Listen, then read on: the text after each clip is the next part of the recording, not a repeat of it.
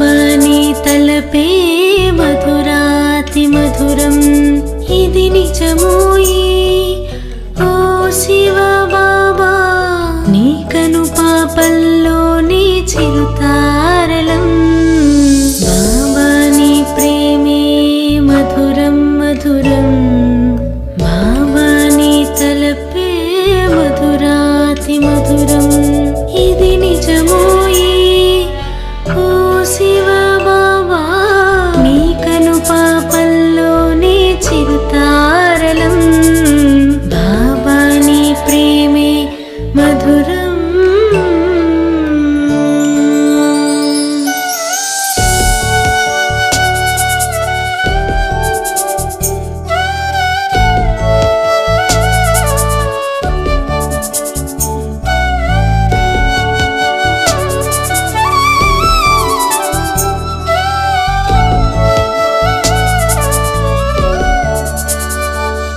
నీ హృదయాన మమ్ము నిలిపేవుగా నీ చేతులే చాచి పిలిచేవుగా గుణ జ్ఞాన సిరులెన్ను వరమీయగా నిధిగా ఇవే అందించగా నీ జ్ఞాన రత్నాలు నింపేయగా నీ సేవలో తరించగా బాబాని ప్రేమే మధురం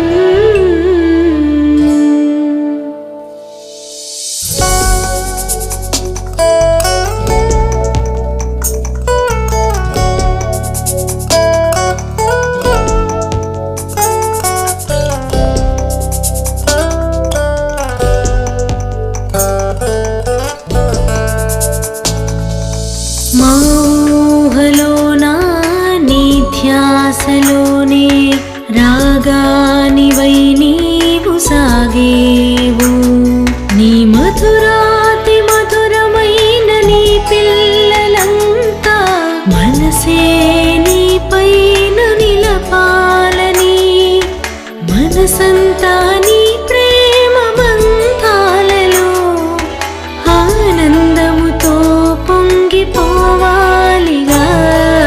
బాబాని ప్రేమే మధురం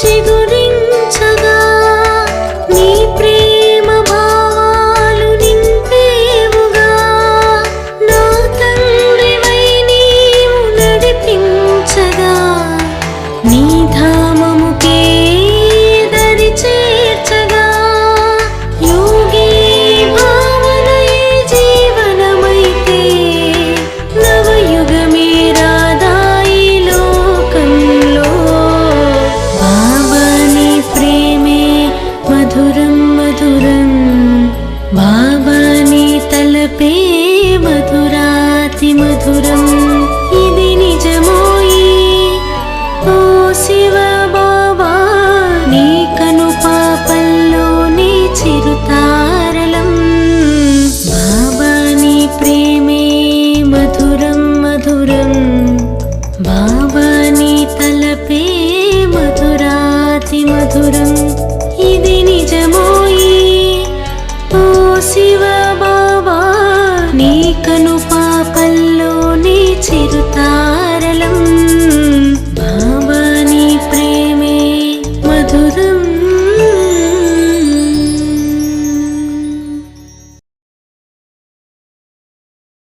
ఓం శాంతి. మధురమైన పిల్లలు పావనులుగా అయ్యి గతి సద్గతులకు అర్హులుగా అవ్వండి. పతిత ఆత్మ గతి సద్గతులకు అర్హము కాదు. అనంతమైన తండ్రి మనల్ని అనంతమైన అర్హులుగా తయారు చేస్తారు. ప్రశ్న: పితావ్రతులు అని ఎవరిని అంటారు? వారి ముఖ్యమైన గుర్తులు వినిపించండి. ఎవరైతే తండ్రి శ్రీమతంపై పూర్తిగా నడుస్తారో, అశరీరిగా అయ్యే అభ్యాసాన్ని చేస్తారో, అవ్యభిచారి స్మృతిలో ఉంటారో, అటువంటి సుపుత్రులైన పిల్లలే ప్రతి విషయాన్ని ధారణ చేసుకోగలుగుతారు. వారు సదా సేవను గురించి ఆలోచిస్తూ ఉంటారు. వారి బుద్ధి రూపీ పాత్ర పవిత్రంగా అవుతూ ఉంటుంది.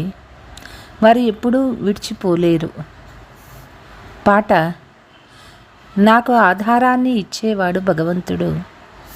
ఓం శాంతి. పిల్లలు నెంబర్ వారీగా పురుషార్థానుసారంగా కృతజ్ఞతలు చెప్తారు. అందరూ ఒకే రకంగా చెప్పరు. ఎవరైతే నిశ్చయ బుద్ధి కలవారిగా ఉంటారో, ఎవరైతే బాబా సేవలో హృదయపూర్వకంగా ఎంతో ప్రేమతో ఉంటారో, వారు లోపల నుండి బాబా, ఈ అద్భుతమంతా మీదే, మాకైతే ఏమీ తెలీదు, మేము మిమ్మల్ని కలుసుకునేందుకు అర్హులుగా కూడా లేము అంటూ ధన్యవాదాలు తెలుపుతూ ఉంటారు. అది నిజమే. మాయ అయితే అందరినీ అనర్హులుగా తయారు చేసేసింది. స్వర్గానికి అర్హులుగా ఎవరవుతారు మరియు నరకానికి అర్హులుగా ఎవరవుతారు అన్నది వారికి తెలియదు. గతి మరియు సద్గతి రెంటికి బాబాయే అర్హులుగా తయారు చేస్తారు. లేకపోతే ఎవరు ఎక్కడి కొరకు అర్హులుగా లేరు. మనం పతితులుగానే ఉన్నాము. ఈ ప్రపంచమే పతితంగా ఉంది అని అంటారు కదా. సాధు సన్యాసీలు మొదలైన వారికి తండ్రిని గురించి తెలియదు. ఇప్పుడు బాబా పిల్లలైన మనకి పరిచయాన్ని ఇచ్చారు. తండ్రియే వచ్చి పరిచయాన్ని ఇవ్వాలి అన్న నియమం కూడా ఉన్నది. ఇక్కడికే వచ్చి అర్హులుగా తయారు చేయాలి, పావనంగా తయారు చేయాలి.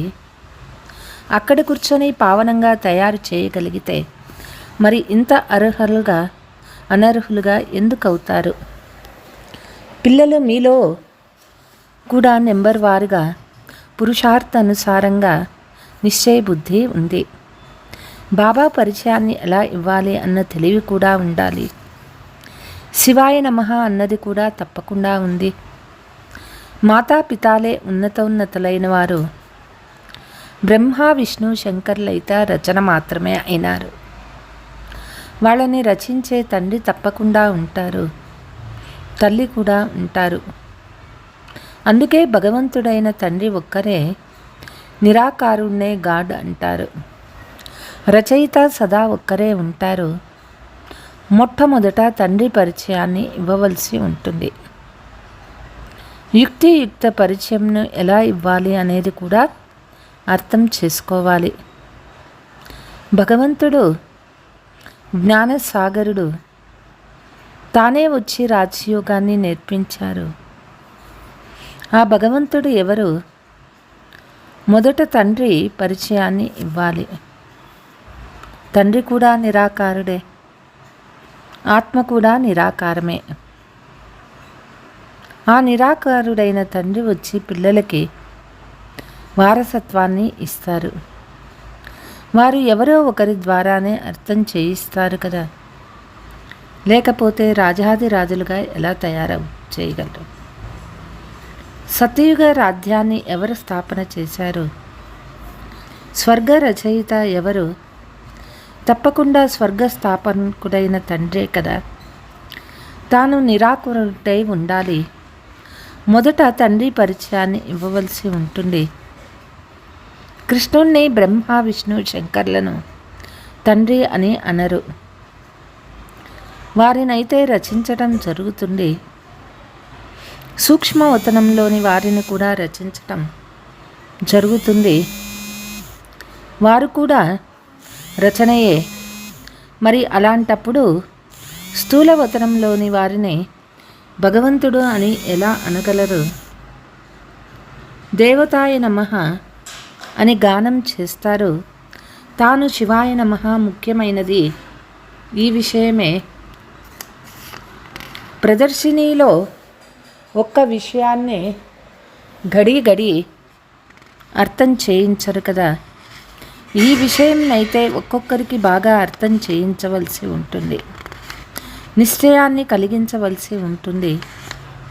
ఎవరొచ్చినా వారికి మీరు వచ్చినట్లయితే మీకు తండ్రి సాక్షాత్కారం చేయిస్తాము అని మొట్టమొదటే తెలియచేయాలి. తండ్రి నుండే మీకు వారసత్వం లభించనున్నది. తండ్రియే గీతలో రాజయోగాన్ని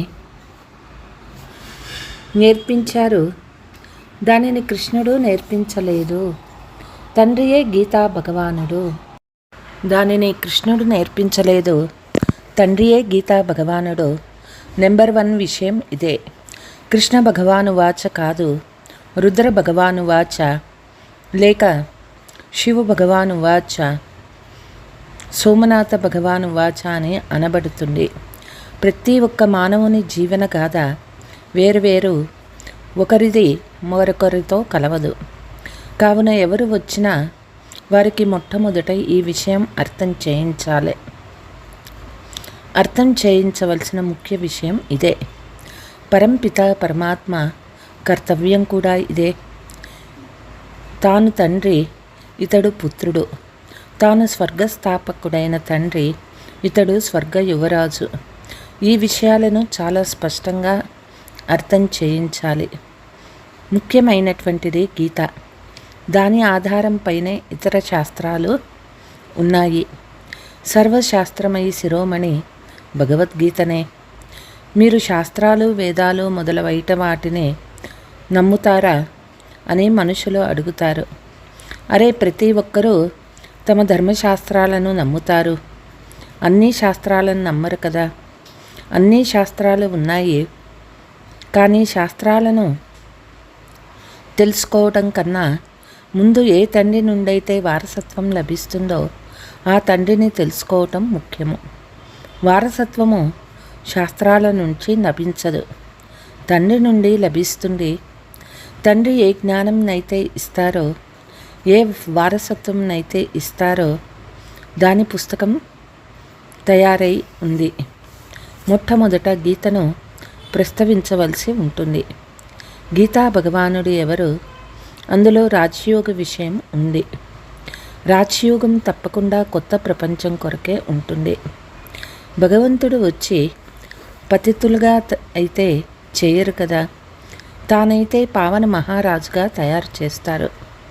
మొట్టమొదట తండ్రి పరిచయాన్ని ఇచ్చాక వీరు మన తండ్రి అని నాకు తప్పకుండా నిశ్చయం కలిగింది అని వ్రాయించుకోండి.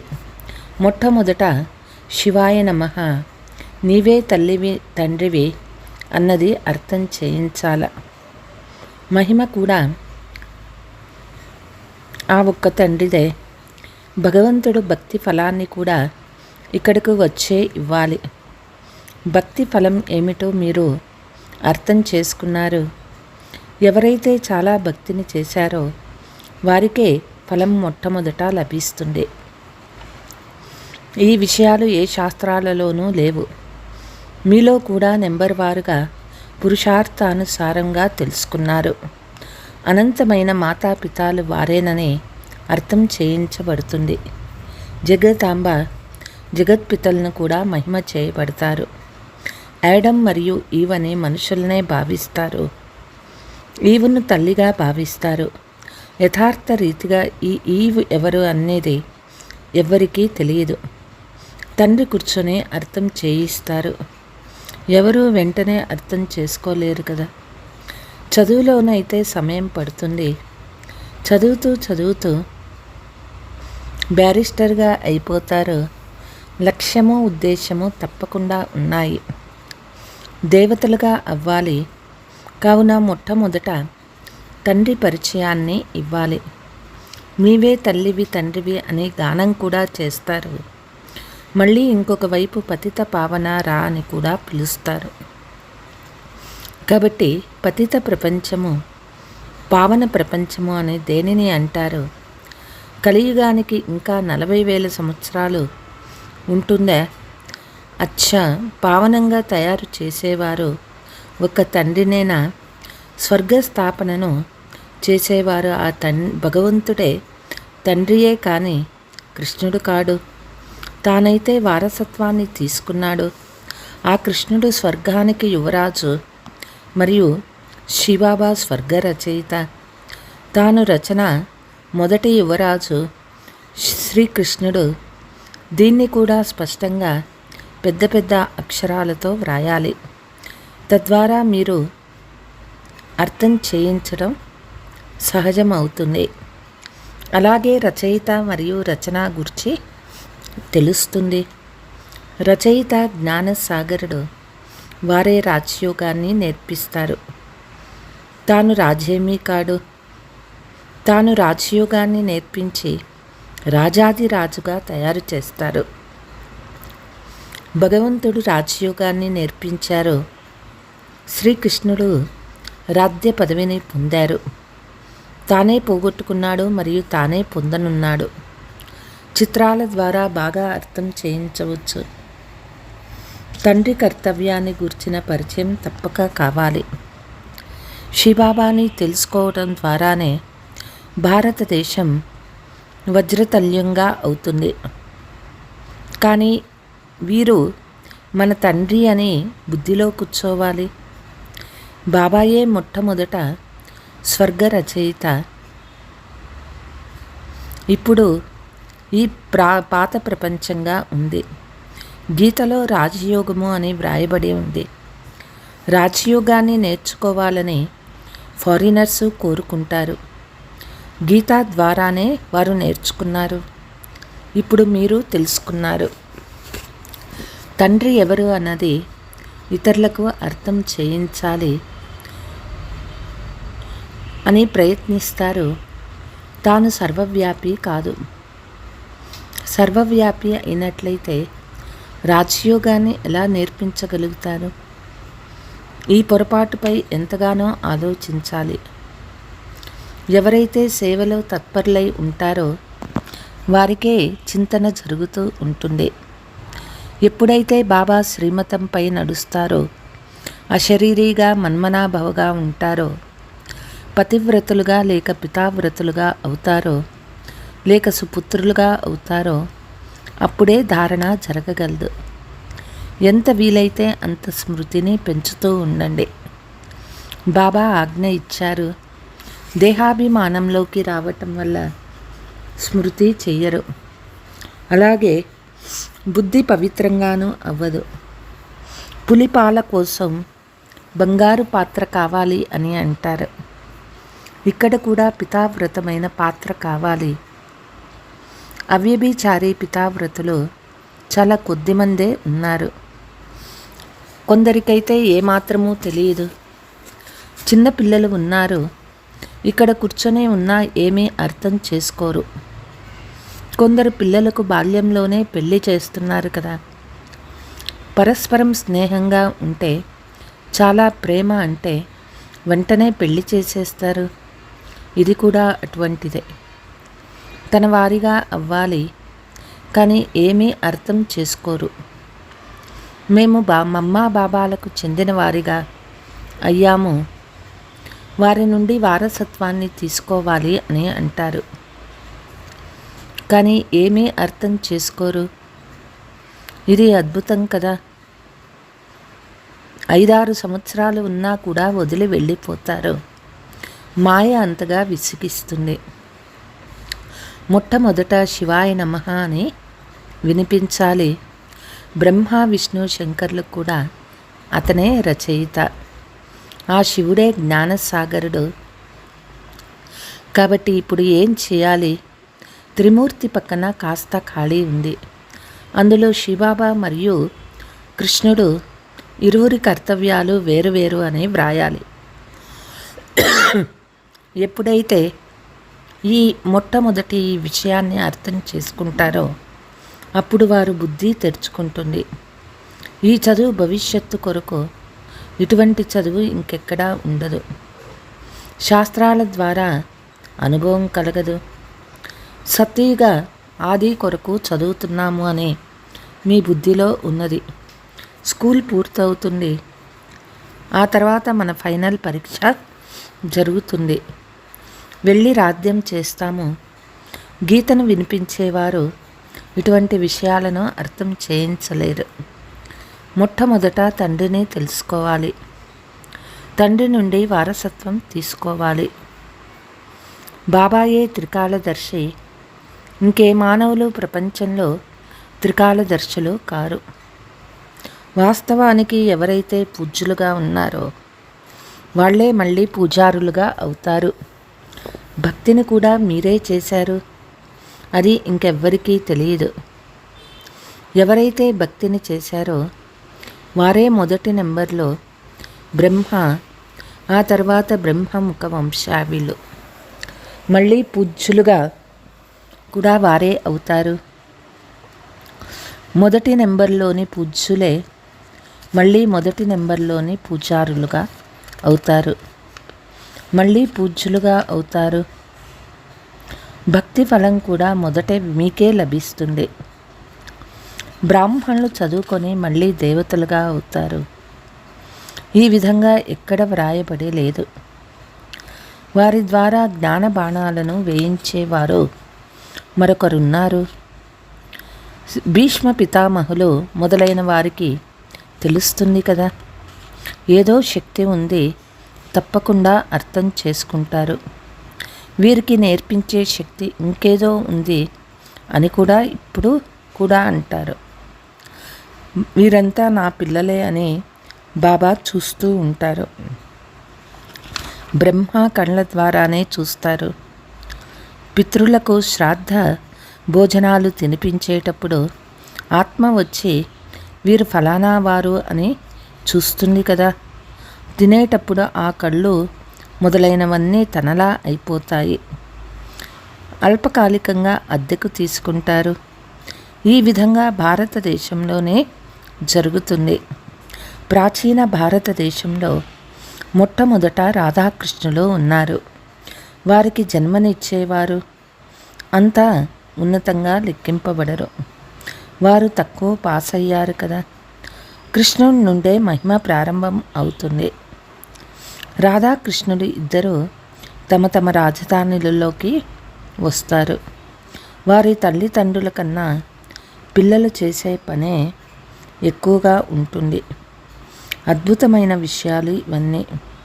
ఇందులో ఎంతో సంతోషం ఉంటుంది. నేను సాధారణ తనువులోకే వస్తాను. ఇంతమంది మాతల గుంపును సంభాళించాలి కాబట్టి సాధారణ తనువును తీసుకున్నాను. అతడి ద్వారా ఖర్చు చేయించబడింది. శివబాబా భండారం ఉంది. ఇది భోలా భండారము. అవినాశి జ్ఞానరత్నాల భండారం ఉంది. దత్తత తీసుకోబడ్డ పిల్లలు ఉన్నారు. వారి సంభాళన కూడా జరుగుతుంది. ఇది పిల్లలకే తెలుసు. మొదట ప్రారంభించినప్పుడు శివ భగవాను వాచ అని చెప్పండి. వారు అందరికీ రచయిత. మరి కృష్ణుణ్ణి జ్ఞానసాగరుడు, గాడ్ ఫాదర్ అని ఎలా అంటారు? ఎంత స్పష్టంగా వ్రాయబడి ఉండాలంటే చదవటంతోనే బుద్ధిలో బాగా కూర్చుండిపోవాలి. కొందరికైతే అర్థం చేసుకునేందుకు 3 సంవత్సరాలు పడుతుంది. భగవంతుడు వచ్చి భక్తి ఫలం ఇవ్వాలి. బ్రహ్మ ద్వారా బాబా యజ్ఞాన్ని రచించినారు. బ్రాహ్మణులను చదివించారు. బ్రాహ్మణుల నుండి దేవతలుగా తయారు చేశారు. మళ్ళీ కిందకు రావాల్సిందే. ఇది చాలా బాగా వివరించబడ్డది. మొదట శ్రీకృష్ణుడు స్వర్గ యువరాజే కానీ స్వర్గస్థాపకుడైన తండ్రి కాదు నిరూపించి తెలియచేయాలి. సర్వవ్యాపి జ్ఞానం కారణంగా పూర్తిగా తమో ప్రధానంగా అయిపోయారు. ఎవరైతే రాజ్యాధికారాన్ని ఇచ్చారో వారినే మర్చిపోయారు. కల్పకల్పము బాబా రాజ్యాన్ని ఇస్తారు. మళ్ళీ మనం ఆ తండ్రిని మర్చిపోతాము. చాలా ఆశ్చర్యం అనిపిస్తుంది. రోజంతా సంతోషంగా ఉండాలి. బాబా మనల్ని విశ్వాధిపతులుగా తయారు చేస్తూ ఉన్నారు. అచ్చా, मीठे मीठे सिकीलते बच्चों प्रति मात पिता बाप दादा का याद प्यार और गुड मॉर्निंग. रूहानी बाप की रूहानी बच्चों को नमस्ते. हम रूहानी बच्चों की रूहानी मात पिता బాప్ దాదాకో యాద్ ప్యార్. Good morning. నమస్తే నమస్తే నమస్తే. ధారణ: అవ్యభిచారులుగా పితావృతులుగా ఉండాలి. స్మృతిని పెంచుతూ బుద్ధిని పవిత్రంగా తయారు చేసుకోవాలి. యుక్తియుక్తంగా బాబా పరిచయాన్ని ఇచ్చేందుకు విధిని కనుగొనాలి. విచాస్ సాగరమతరం చేసి తండ్రిని నిరూపించాలి. నిశ్చయ బుద్ధి కలవారిగా అయ్యి సేవ చేయాలి. వరదాన్: స్వపరివర్తన ద్వారా విశ్వ పరివర్తనకు నిమిత్తలుగా అయ్యే శ్రేష్ఠ సేవాధారి భవ. పిల్లలు, మీరు స్వపరివర్తనతో విశ్వ పరివర్తన చేసే కాంట్రాక్టు చేపట్టారు. స్వపరివర్తనే విశ్వ పరివర్తనకు ఆధారం. స్వపరివర్తన లేకుండా ఏ ఆత్మను గురించి ఎంత కష్టపడినా పరివర్తన జరగదు. ఎందుకంటే ఈనాటి సమయంలో కేవలం వినడం ద్వారా మారరు, చూడడం ద్వారా మారుతారు. ఎందరో బంధనాలు కలిగించేవారు కూడా జీవితం పరివర్తనని చూసి మారిపోతారు. కావున చేసి చూపించడం మరి చూపించడమే శ్రేష్ఠ సేవాదారులుగా అవ్వడం. స్లోగన్: సమయము, సంకల్పము మరియు వాచాశక్తిని వ్యర్థం నుంచి సమర్థంలోకి పరివర్తన చేసినట్లయితే శక్తిశాలిగా అవుతారు. ఓం శాంతి.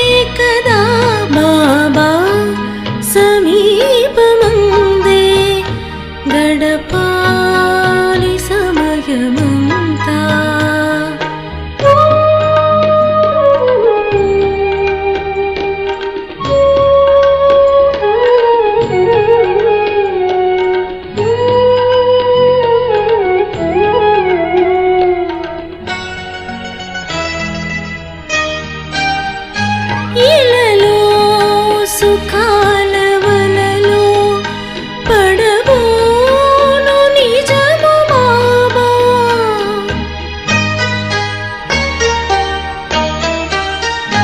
ఇలలో సుఖాల వలలో పడబోను నిజము బాబా. నాలో వికారమంతా తొలగే క్షణాలలోన ఇక వీడనయ్య నిన్ను ఎన్నెన్ని జన్మలైనా. ఓ బాబా నిన్ను పొందుటయే ఇది నా భాగ్యమే కదా. బాబా సమీపమందే గడపాలి సమయమంతా.